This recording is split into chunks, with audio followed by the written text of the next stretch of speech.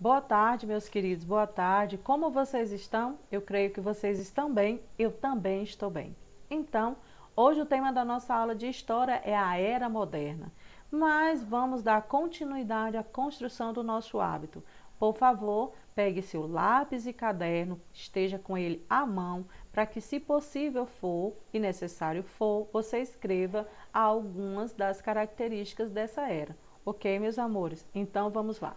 Se coloque, por favor, no lugar silencioso, para que você possa se concentrar, ok, meus amores? Então, primeiramente, vamos entender o que é modernidade. Modernidade, caráter do que é moderno, do que se refere ao tempo presente ou uma época relativamente recente, modernismo. O que existe ou passou a existir recentemente, ou um sentimento de ruptura em relação ao passado. Isso tudo pode ser considerado como modernidade. Então vamos lá. Durante o século XVI, muitos pensadores e artistas europeus acreditavam que estavam vivendo um novo período com valores diferentes dos existentes nos séculos anteriores. Em razão disso, eles começaram a chamar aquele período de moderno. Então vamos lá. Nesse período, como se deu o fortalecimento dos reis? Então, vamos conhecer. O fortalecimento dos reis só foi possível com o apoio de duas classes sociais, os nobres e os burgueses. Enfraquecida com a crise do sistema feudal, parte da nobreza passou a apoiar os reis em busca de benefícios, como a manutenção dos seus privilégios, a obtenção de altos cargos militares e administrativos do Estado. Também a isenção de pagamentos de impostos e o recebimento de pensões. Mas olha só foi possível o fortalecimento dos reis graças ao apoio dessas duas classes, os nobres e os burgueses. Vamos lá. Como se formou o Estado moderno em Portugal? Vamos entender. No século VIII, parte da Península Ibérica havia sido dominada por povos muçulmanos. Entre o século X e o século XII, os cristãos que ocupavam a região ao norte da península passaram a organizar expedições para conquistar os territórios muçulmanos. Nesse contexto, a partir de 1125, o nobre Dom Afonso Henrique deu início à formação do Reino de Portugal. Vamos lá. Os reinos de Castela e Aragão.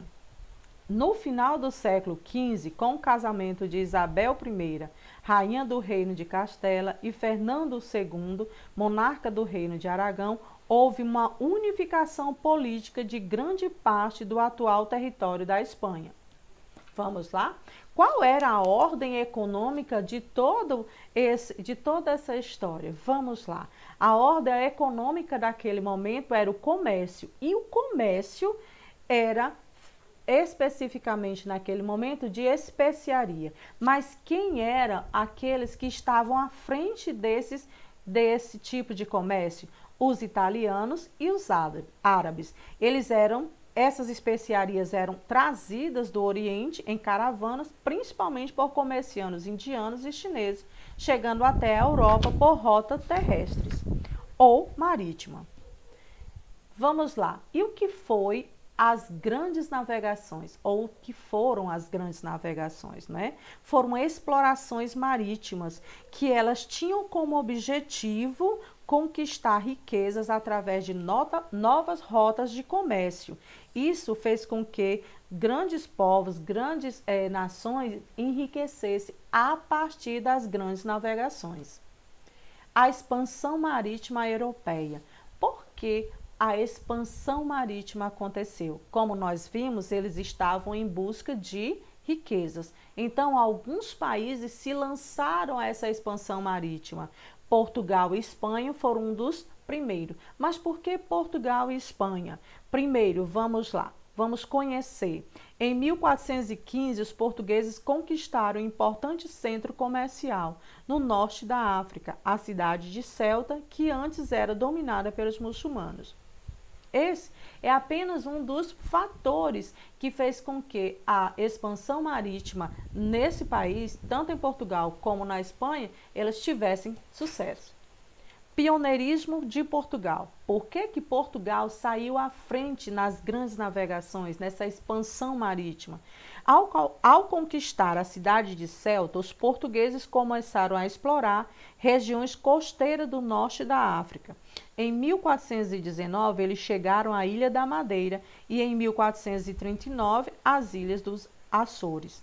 E tudo isso só foi possível graças ao conhecimento marítimo que os portugueses tinham naquele momento, os instrumentos que eles utilizavam e graças também à forma como eles fabricavam seus navios. Vamos continuar? Espanhóis na América. Vamos lá. Interessados no lucro proporcionado pelo comércio de especiaria, em 1493, os espanhóis também passaram a procurar rotas marítimas para chegar às Índias. A primeira expedição a serviço da coroa espanhola foi comandada por Cristóvão Colombo, experiente navegador genovês. Tratado entre Espanha e Portugal. Como foi isso? Lembrando que essas nações elas estavam em busca de riqueza a partir do comércio de especiaria e de novas rotas que pudessem trazer para essas nações matéria-prima e vender os seus produtos que eram fabricados por ele. Ok, meus amores? Então, vamos lá. Vamos saber. E, como já falei, interessados pelo lucro, elas vão em busca desse comércio. E aí eles fazem um tratado. Para legitimar a posse das terras encontradas, os governantes espanhóis valeram-se de autoridades da Igreja Católica. Assim, em 1493, foi promulgada a Bula Intercorteira, documento aprovado pelo Papa Alexandre VI, que estabelecia uma linha imaginária de 100 léguas a oeste das ilhas de Cabo Verde. De acordo com o documento, todas as terras a oeste dessa linha pertenceriam à Espanha. Então, vamos lá. Portugueses chegam às Índias. Vamos lá. Vamos entender. Essas nações, elas se lançaram às grandes navegações, à expansão marítima em busca de riqueza através do comércio e através também de tirar desses lugares matéria-prima. E eles, a partir de então, também descobriram novas rotas. Vamos lá. Portugal, nas tentativas de 1497, o governo de Portugal enviou uma expedição comandada pelo navegador português Vasco da Gama para tentar chegar às Índias. Em 1498, após contornar o continente africano, a expedição finalmente atingiu seu objetivo, chegando à cidade de Calicut, na Índia. Os portugueses negociaram com os indianos e voltaram para Portugal com embarcações cheias de especiaria e artigos de luxo. Portugueses chegam ao Brasil. Logo após o retorno da expedição por Vasco da Gama, o governo de Portugal preparou uma nova viagem com o objetivo de formalizar as relações comerciais com povos da região das Índias. Dessa vez, a expedição foi liderada pelo navegador português Pedro Álvares Cabral. A expedição deixou Portugal em março de 1500, porém não seguiu diretamente em direção às Índias, desviando a sua rota original. A frota comandada por Cabral chegou no dia 22 de abril ao atual território do Brasil. Então, vamos lá. O desenvolvimento das técnicas de navegação. Vocês estão observando nessas imagens os instrumentos, e para aquela época, os instrumentos tecnológicos que possibilitaram essas nações a se lançar nas grandes navegações, a se lançar na expansão marítima daquela época. Então, vemos aí a bússola, a ampulheta, o quadrante e todos estes, o astrolábio, todos esses instrumentos possibilitaram que essas nações tivessem, por assim dizer, a possibilidade de avançar nas grandes navegações. O impacto das grandes navegações. As grandes navegações causaram diversas mudanças ao redor do mundo, criando rotas marítimas e estimulando o surgimento de novas rotas terrestres com a intenção de tornar mais fácil a circulação de pessoas e de mercadorias.